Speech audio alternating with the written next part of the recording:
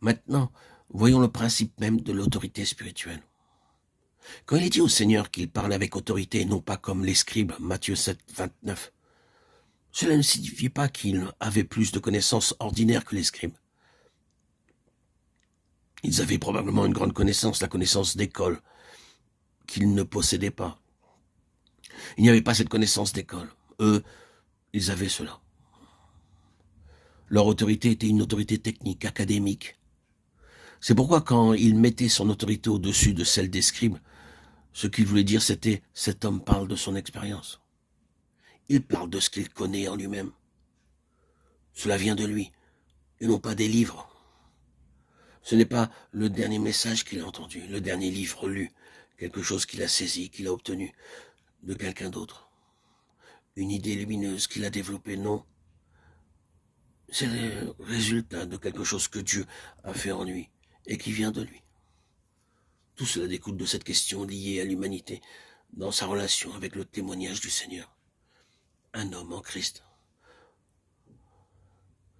Le Seigneur est préoccupé par ce que nous appellerons le facteur humain lié à son témoignage. Car c'est sa propre pensée. Elle contient l'élément de l'incorruptible, de ce qui doit être éternel, parce que Dieu a fait l'homme pour l'incorruption et pour la gloire. Et cette pensée éternelle et céleste est liée à l'homme. Il exige donc une histoire derrière tout cela. C'est-à-dire qu'il désire un vécu derrière tout ce que nous disons. Si nous parlons de la vérité, si nous enseignons, prêchons, travaillons, ou par tout autre moyen tâchons d'influencer d'autres vies, si nous sommes ici-bas en relation avec tout le dessein de Dieu, en relation avec d'autres vies, notre part, notre position, notre influence doivent avoir une histoire en arrière-plan. Nous ne sommes pas ici juste comme des intermédiaires qui puiseraient dans une réserve pour le transmettre à d'autres d'une manière mécanique, étudiant les sujets de la Bible pour les publier à d'autres, comme des détaillants des produits divins.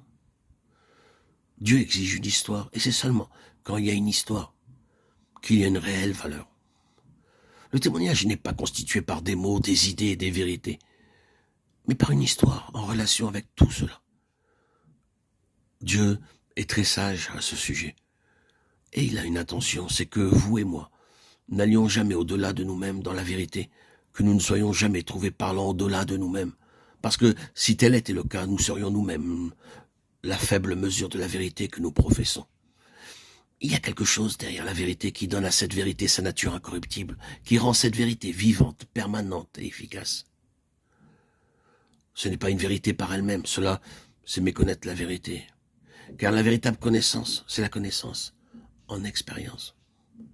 La réelle valeur de tout notre enseignement et de ce que nous faisons, comme nous disons, pour le témoignage, pour la position du témoignage, ce n'est pas que j'aime la phraséologie, mais c'est ainsi que nous parlons. C'est que tout doit avoir une histoire spirituelle en arrière-plan. C'est l'histoire spirituelle qui constitue l'autorité, rien d'autre ne la constitue. Et c'est l'histoire spirituelle qui crée l'originalité. Ne l'oublions pas, cette originalité est essentielle.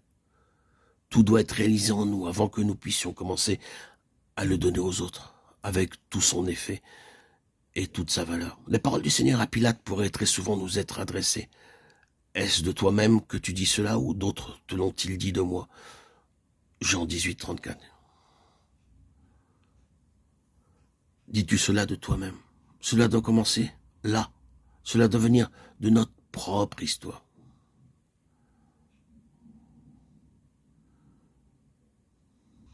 Le fait, c'est que des milliers peut-être sont passés par le même chemin que nous. Mais de manière pratique, personne d'autre ne peut jamais être passé par là avant nous. Nous ne pouvons pas vivre par l'expérience des autres, quoique des milliers aient pu passer par tout cela.